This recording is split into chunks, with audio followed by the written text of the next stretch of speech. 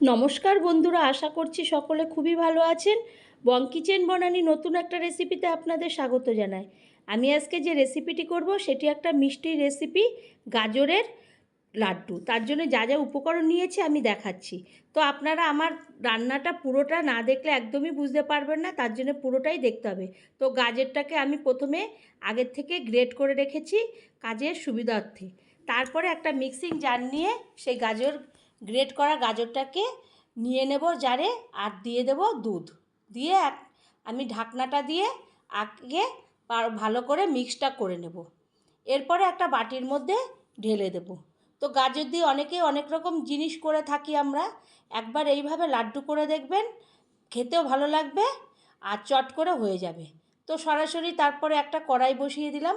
কড়াইয়ের মধ্যে দিয়ে দেব ঘি। ঘি দিলে সেন্টটা সুন্দর হবে আর গাজরের এই লাড্ডুটাও খেতেও ভালো লাগবে। এরপরে দিয়ে দিলাম এলাচ, দুটো এলাচের মুখ ফাটিয়ে দিয়ে দেব।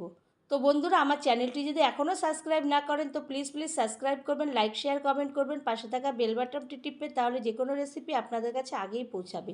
এরপরে ওই ঘিটা গরম হতে আমি যে বাটির মধ্যে গাজর গ্রেট করা যে আমি রেখে দিয়েছিলাম সেটাকে আমি দিয়ে দেব। ওটা তো মিক্সড করা হয়ে গেছে। এরপরে দিয়ে আমি হাতা দিয়ে ভালো করে নাড়াচাড়া করে নেব। নাড়াচাড়া করতে করতে একদম শুকনো করব। শুকনো করে তারপরে ওর মধ্যে আমি প্রথমে মিশিয়ে দেব চিনি। চিনিটাকেও আমি ভালো করে আগে থেকে মিক্সিং জারে মিহি করে রেখেছিলাম, তাহলে গলতে সুবিধা হবে এবং আমার এই কাজটা তাড়াতাড়ি হয়ে যাবে। তো আমি এইভাবে চিনিটাকে দিয়ে আবারও হাতা দিয়ে ভালো করে ওই গাজরের গ্রেট করা গাজরটাকে মিক্স করে নেব। এইভাবে করতে থাকবো, যখন আরও শুকাতে থাকবে একটু লালচে হয়ে আসবে। কারণ আমি একটু গ্যাসটাকে বাড়িয়েও দিচ্ছি আবার কমিয়েও দিচ্ছি। এরপরে আমি দিয়ে দেব ওর মধ্যে গুঁড়ো দুধ, আমুল স্প্রে দুধ আমি ওর মধ্যে দিয়ে দেব। দিয়ে ভালো করে এবার নাড়াচাড়া করব। দুধটা দিলে খেতেও সুন্দর হবে এবং খুব মিষ্টি মিষ্টি হবে। চিনি আছে, দুধ আছে, গন্ধটাও সুন্দর হবে। এরপরে যখন ওটা শুকিয়ে আসবে তখন আমি একটা প্লেটের মধ্যে তুলে নেব। তো বন্ধুরা, বাড়ির লোকদের একবার হলে এইভাবে গাজর দিয়ে একটা লাড্ডু করে খাওয়াবেন, আশা করি তারা খুবই ভালো খাবে আর অল্প উপকরণে অল্প সময় হয়ে যাবে।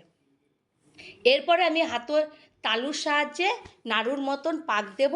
পাক দিয়ে গুঁড়ো দুধের সঙ্গে মিশিয়ে আমি একটা একটা করে এইভাবে এই গাজরের লাড্ডুগুলো তৈরি করে নেব। তারপরে আবারও আরেকটা নেব। এবার আবারও হাতের তালুতে নাড়ুর মতো পাক দেব। আবারও দুধের মধ্যে গুঁড়ো দুধ মিশিয়ে আমি রেখে দেব। এটা একটা অন্য রকমের লাড্ডু তৈরি হলো। এইভাবে সবকটা লাড্ডু আমি একে একে তৈরি করে নিলাম।